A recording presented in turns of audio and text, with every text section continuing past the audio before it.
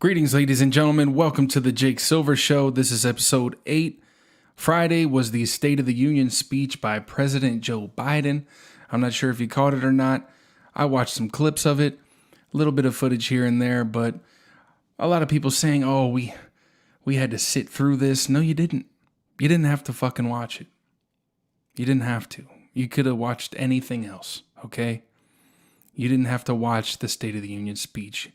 You didn't watch any other State of the Union speeches for the past 3 years, so why watch this one, all right? Did the media pressure you into doing it? You didn't have to watch it. I mean, it was pretty much the same State of the Union speech that we've been getting from Joe Biden for the past 3 years. He literally repeated phrases verbatim during his speech. A lot of praise from the Democrats for the speech. He was on point. I'm not going to lie. The guy was spicy. Whatever neurological medication the man was on for the speech, I don't know if they're on a new pill or they're upping his dosage. I don't know if he's sipping adrenochrome prior to the speech, but your boy was on fire. I need what Joe's got, okay? Because it ain't no coca. It ain't Adderall. It's something else. Your boy was on one, all right? Your boy was drippy. Your boy had Riz. He was on fire, okay? He had a little pep in his step. And he brought up things like $400 a month tax credits for the next 2 years, which seemed to get, of course, a lot of the left was for it and a lot of the right was against it. Personally, I'll take the money. I'm not a homeowner. I don't know if I'll get it, but I'm sure you and I both can use $400 a month. Again, I'm not sure if it'll go to just people buying a home or people wanting to buy a home, but the issue with that is inflation, it driving up inflation. Now, if your landlord knows that you're getting another $400 a month, what's he going to do? Raise your rent. And hey, your rent may go up, but hey, at least you got an extra $400 to spend on beer, drugs, guns, whatever floats your boat. But there was a particular moment that pretty much has caught wind of all the media outlets. It's pretty much polarized the entire State of the Union. So it was when he brought up Laken Riley. He said Lincoln Riley. Then he was just bombarded by people in the front row of the State of the Union on saying the name correctly, urging him to call her killer and illegal, which he ended up doing. And of course, that drew major backlash from your more liberal media outlets, the liberal critics on social media here and there. And he just said it how it was, you know. If you're not supposed to be here, you're not supposed to be here. Joe Biden, much like many other people, are becoming more and more Republican every day. Again, I'm not a fucking Republican. Don't choose a side in that battle. But yeah, Joe Biden, his conservative side is slipping out on occasion, and it's pretty fucking funny to watch. But with that being said, Biden sparks outrage as he apologizes for using illegal to describe Laken Riley's accused migrant killer. During an interview with MSNBC's Jonathan Capehart, Biden satisfied the Democratic Party far-left faction by expressing remorse for using the term illegal while describing Jose Antonio Ibarra, the killer of Laken Riley, a Georgia nursing student. Quote from Joe Biden says, "I shouldn't have used illegal. It's undocumented. And look, when I spoke about the difference between Trump and me, One of the things I talked about in the border was the way he talks about vermin, the way he talks about these people polluting the blood. I talked about what I'm not going to do, what I won't do. And I mean, he backed up what he said in an interview the next day. But that was a brief interview before him boarding. I don't know if he was boarding or getting off Air Force One, but he supported it. He doubled down. And he's calling it how it is. That's how everyone who comes into the country illegally should be called an illegal immigrant. That's how you as an American would be treated should you enter any other first world country on an illegal basis without entering with proper documentation, without your work visa or your tourist visa, whatever it may be, they would be quick to call you an illegal. And not only that, they would get you the fuck out of the country, because those countries invest in certain things like deportation and cracking down on illegal immigrants. But we don't have that here in America. It was only until later when Joe Biden decided to go back on it after he met with, I think he met with Laken Riley's family, and then reversed his claim, saying that he shouldn't have called them illegals, but they're fucking illegal. There's no other way to put it. It's not an offensive term. It's literally what you are, okay? If you're coming to this country seeking asylum, you're a refugee. If you come in without papers and you sneak in, or you come in any other way other than through the immigration process, you are illegal. I'm sorry.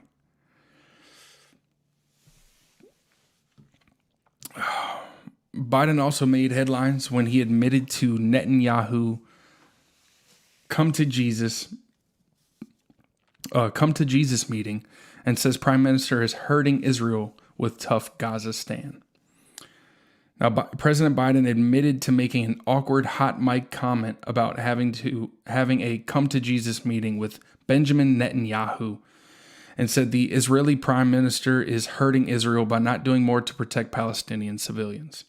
Speaking with MSNBC's Jonathan Capehart in an interview Saturday, Biden insisted that the puzzling remark he was recorded saying after his State of the Union speech was just a Delaware expression. Biden says, what I meant was it's an expression used in the southern part of my state, meaning a serious meeting. And it was. I've known Bibi for 50 years, and he knew what I meant by it, Biden said after angrily dodging questions about the comment the day prior. I told him, Bibi, and don't repeat this, but I said, you and I are going to have a come to Jesus meeting. Biden began as an aide rushed over to stop him from saying more, exclaiming, sir, and whispering in his ear.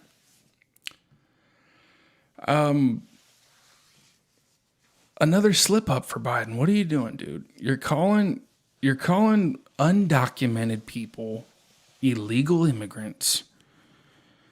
You're urging the Prime Minister of Israel, a Jew, to have a come to Jesus meeting. You're fucking up, Biden, okay? Sir, shut the fuck up. We don't talk about Jesus ever, okay? We're the United States government. That's why we hate Trump. The United States government hates Jesus Christ. And they will continue to hate Jesus Christ. The United States government operates on an antichrist ideology. Anything involving referencing Jesus Christ in a positive light, they snuff out ASAP, as if it never happened. They hate Christians with a burning passion. The government is currently filled with a cesspool of atheists and spiritual persons. They hate gender. They hate calling things what it is. And most of all, they hate Jesus H. Christ. they're Satanists, not even Satanists. They don't even have the structure of people following Satanism. They are satanic. They are operating on a low level frequency. Anything enlightening involving Jesus Christ is going to get deleted from the airwaves. And Biden slipping up saying, we're going to have a come to Jesus meeting. That's a big no-no. That's the biggest fucking no-no Biden could say. Biden was apparently raised Catholic, but he's slipping big time. Him sounding like a complete idiot is no longer their worry. It's him calling people illegal and mentioning Jesus in any way, shape, or form. They don't say the J word, okay? You can't say the J word.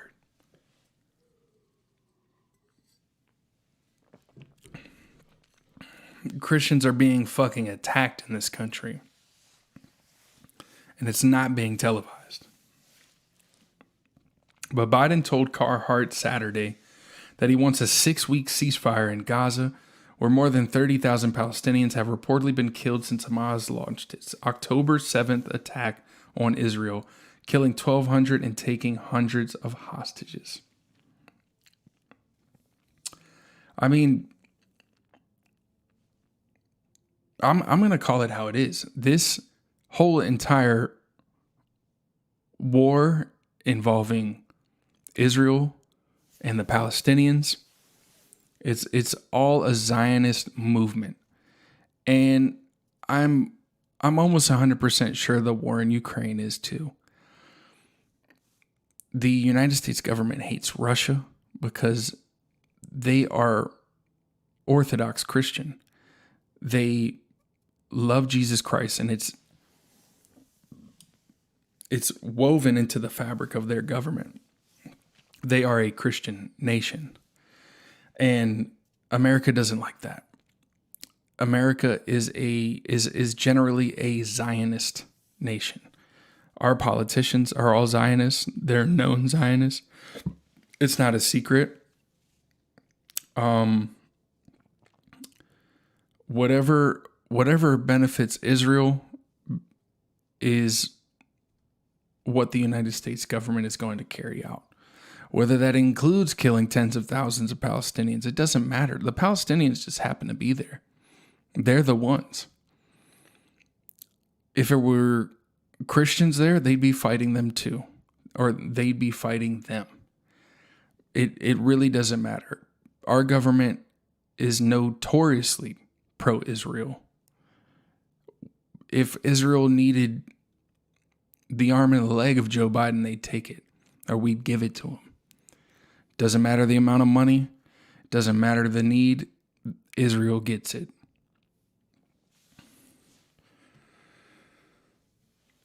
New York City bachelor buys Facebook Marketplace ads to score dates. A single 33-year-old software engineer in New York City is trying to score dates with paid advertisement on Facebook Marketplace. One listing reads, "This is a personal dating ad. How embarrassing for me, but also, I hope, intriguing." Wow. His name's Michael. They don't show his last name on the Facebook ads. Posing in a blazer and rimless glasses. Date Michael, reads another version that pops up on Facebook Marketplace among ads for bicycles and espresso machines for sale. The ad costing anywhere from $5 to $50,000 a week. It takes candidates to a Google form with more information about the 6'3" techie. Apparently he's a software engineer. One of his ads says, "My aunt is certain that I'm quite a catch." Also answers first date icebreakers like who am I looking for and health and fitness habits.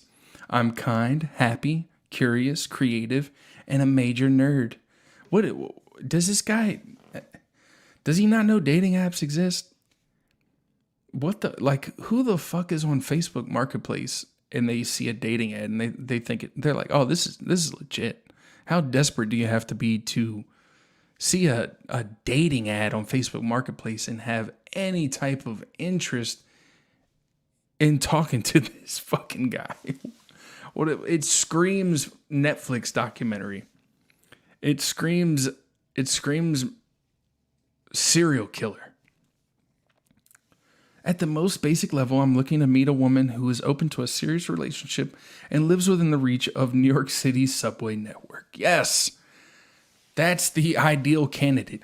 If you're a young, hot woman residing in New York City, preferably around the New York City subway system, so I can quickly get in and get out after my kill, please click this ad and inquire about me. He covers family, religion, and politics. Liberal, left-leaning. I like to talk about politics, but I haven't made it my whole personality. Of course this guy's a liberal. This is the most liberal shit. Liberals hate meeting people in person. Liberals can't meet people in person because they generally have no personality. Him claiming that he doesn't make politics his whole personality is a lie. That's a lie. Liberals can't meet people in person to save their fucking life. They're boring. They suck. They're hollow, shallow, superficial. And they're constantly judging you for everything you fucking say. I mean, it doesn't matter what the topic is. They're constantly judging you. It says a perfect day trip for him would be to City Island, and a perfect evening would entail an unusual off-Broadway show. Quite the intellectual, Michael. Shit, any of you single ladies out there in the New York City subway network area, check out Facebook Marketplace. You might find the love of your life. What a fucking creep. God damn. I know this guy has a collection of fucking just naked Barbie dolls in his room, or probably like dead animals that he bought on Facebook Marketplace. Probably buys used panties online and just keeps a little drawer of them and just sniffs them. He doesn't know who they're from, but he names them. Hates Trump with a passion. This is the guy that should have set his cell phone fire outside of the Israel.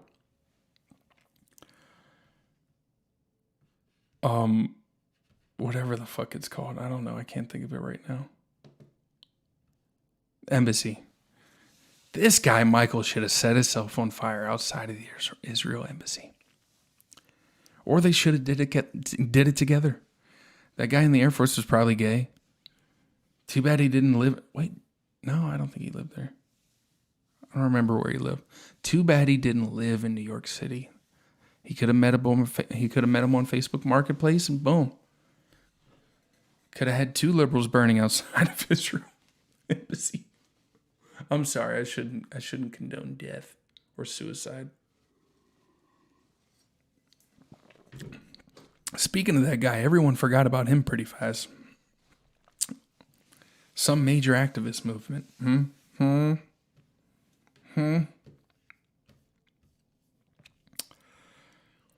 California activist group teaches teens to push for racial injustice with taxpayer funds. More racial division. Gotta love it. It's everywhere. It's in the schools. It's in your workplace. And we're paying for it. You're paying for it. If you live in a blue state and your kid is in a public school, you are paying for racial diversity. You are paying for the constant ensurement that your child is being taught about racial division, about perpetuating racial division. It will never end with the public school system. They want to make sure you are divided. Because generally in this country, we aren't racially divided. Has there been a history of racial division? Of course. But no, people are no longer in the business of judging someone based on the color of their skin. Of course, there's racist people in this country. It's just going to be that way. There's racist people all over the world, but this country as a whole is one of the most racially diverse, equal opportunity countries in the world. And I'm sick of this false narrative that the United States of America is a racist country. If we're a racist country, there's no country on earth you could go to that's even an inch further along in providing equal opportunities for people of all different colors. It's just bullshit. And on top of the gender shit and the sexuality shit, this is what's being shoved into your kids' faces. They will not let them breathe from it. A California activist group, Californians for Justice, quote, CFJ, was paid nearly $2 million to facilitate equity and leadership development training for students and teachers between 2019 and 2023. The Long Beach Unified School District used taxpayer funds to pay CFJ. Awesome. As if California wasn't already neglecting the use of taxpayer funds. What a fucking tragedy. If you live in California, I have no idea why you're still there. It's not worth it. If you have any type of moral grounding in the way you live your life, get the fuck out of there. Californians for Justice assists Long Beach Unified in developing programs at 5 comprehensive high schools focusing on creating opportunities for students of color to have a voice in decision-making and experiences at the school. As a district, we collaborate with all communities, striving to educate students as stewards of justice, equity, and inclusion, celebrating our collective differences. Long Beach Unified values CFJ's expertise in equity training and professional development for students, fostering an inclusive learning environment. Our practice of providing stipends, referred to as internships, up to $1,400 per student and family ensures equitable participation in CFJ programs, embracing diverse perspectives in education. We address concerns promptly, ensuring educational materials are unbiased. Yeah, okay. Yeah, right. Unbiased. Literally the opposite of unbiased. Giving these kids scripts to read in school. They aren't speaking from the heart with this material that they're giving them. They see a check and they're like, hey, sign me up. I don't blame them. But what the fuck? The statement also claimed that the school district prioritizes a safe, inclusive environment for staff, actively addressing instances of discrimination or exclusion. The CFJ has paid nearly 100 public high schoolers $1,400 each to learn how to fight for racial and social justice. 4 teachers told the outlets that the funds paid out to students and families is a horrible propaganda strategy. You don't say. You don't fucking say. It's literally propaganda. One teacher said that they were shocked and horrified at such a fact. Me too. One teacher who asked not to be named out of fear of losing her job told me these forums have transformed into a space for kids to simply air their grievances about school, the outlet reported. The teacher also explained that while it was helpful to hear from students, they were obviously reading scripts that have words that they don't know how to say.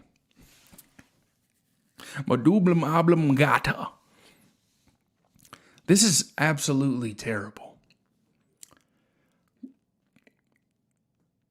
These public school systems are transforming these young minds into activists that are going to try and leave high school and pursue a liberal arts degree.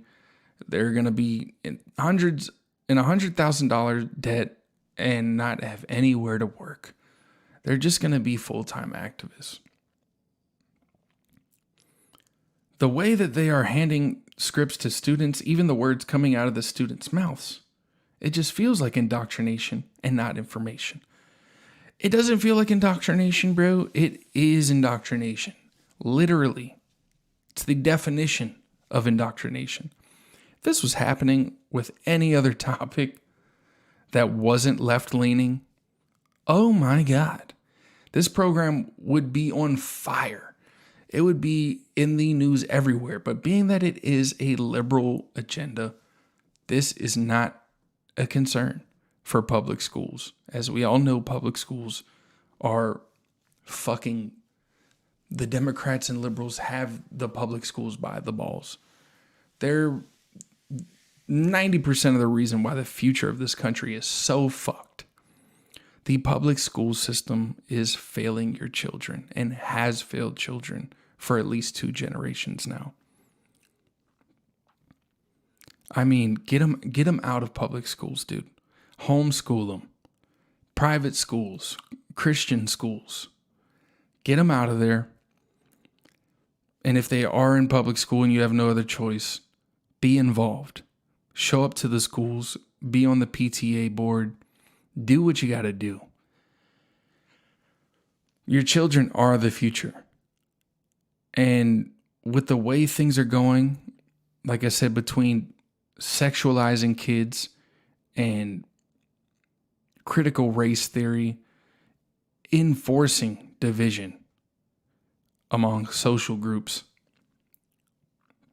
this is the reality that kids are living in, and it's absolutely terrible. This is not the America that I grew up in as a kid. And I'm sure you didn't either.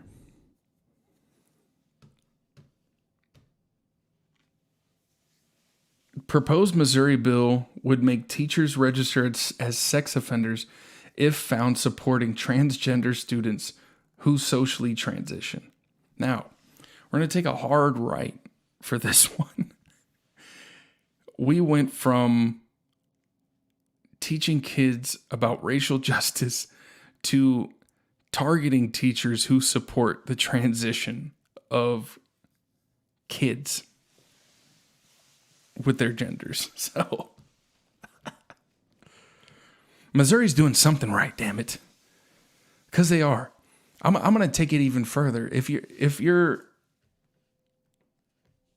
supporting transgender students who are socially transitioning, I'm going to take it a step further. Not only that, if you're supporting sexualizing children in any way, if you're discussing sex, anything outside of sexual education, if you're having discussions in the class about how, straight or gay, how members of the opposite or same sex are making you feel sexually, you should be labeled as a sex offender. Get the fuck out of here with that creepy shit. A lot of these fucking teachers are fucking predators. And I'm glad Missouri is deciding to do something about these teachers who are cheerleaders for transgenderism. If you want to be transgender, cool. Don't involve it in the public schools. Don't involve it in the education systems. A newly proposed law in Missouri could charge teachers and counselors with a felony and require them to register as sex offenders if they're found guilty of supporting transgender students who are socially transitioning. Let me get a little sip.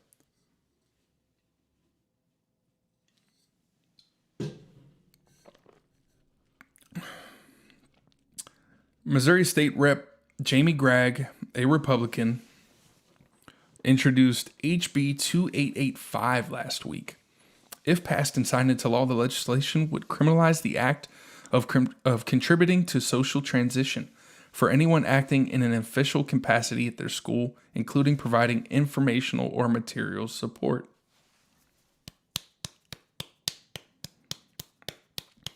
The proposed bill joins a string of anti-LGBTQ measures that have been filed in states across the U.S.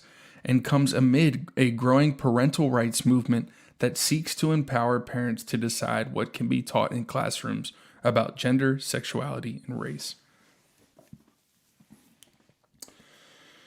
Numerous medical associations, including the American Medical Association, the American Psychiatric Association, the American Academy of Pediatrics, and the American Academy of Child and Adolescent Psychiatry, have said gender-affirming care like social transitioning is clinically appropriate for children and adults. Big Pharma, big medicine, of course they support this shit. They're going to bank off of the gateway drug that is social transitioning. If they have their kids warming up to this idea that, maybe I'm a woman, maybe I'm a man, but I'm not. Yo, you can be whatever you want to be. You just can't change the way you were born. If you're ugly, you're ugly. I mean, you could get plastic surgery, whatever the fuck. Dude, do what you want to do. Keep it out of the schools. Social transitioning is a load of bullshit. Social transition in college, all right? Go join a little group. Go join a little trans group. Go join a little trans volleyball team. Go join Chicks with Dicks pickleball group. I don't give a fuck what you do after high school. Shout out Missouri, dude. I would never live there, but shout out to Missouri. The bill defines social transitioning as the process by which an individual adopts the name, pronouns, and gender expression, such as clothing or haircuts, that match the individual's gender identity and not the gender assumed by the individual's sex at birth. Back in my day, the way you looked or dressed when you went to high school was not of the concern of the faculty or teaching staff of any way, shape, or form. As long as you weren't half naked or had something completely racist on your shirt, the way you look or dress in high school, that's whatever. Leave the discussion for the outside of school. If we're going to talk about something deeper in school, let's talk about taxes. Let's talk about bank accounts. Let's talk about buying houses. Let's talk about starting businesses. Let's talk about being accountants without having to take an accounting course in high school. Let's discuss something useful is all I'm saying. If Jimmy wants to be Jenny, he shouldn't have to have a sit down in the library with his gym teacher about it, okay? Leave it the fuck alone. Leave the kids alone, you fucking creeps. Yeah, I'm saying it to you, you creepy ass public school teachers. The fuck? I blame it on the millennials at this point, because they're the ones pushing this shit. The new millennial teachers and these weird ass old Gen X fucking teachers, leave the kids alone. Go raise your own kids the way you want. This is a public school system. Okay? We should be able to send our public kids to school without fear that they're going to be either coerced or validated in their mental health issues of social transitioning. Fuck that. Feel how you want to feel. Be who you want to be. But leave the kids alone.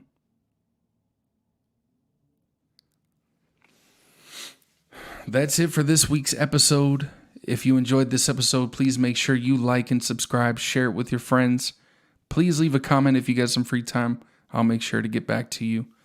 Thanks again for joining me on the Jake Silver Show. Have a good one.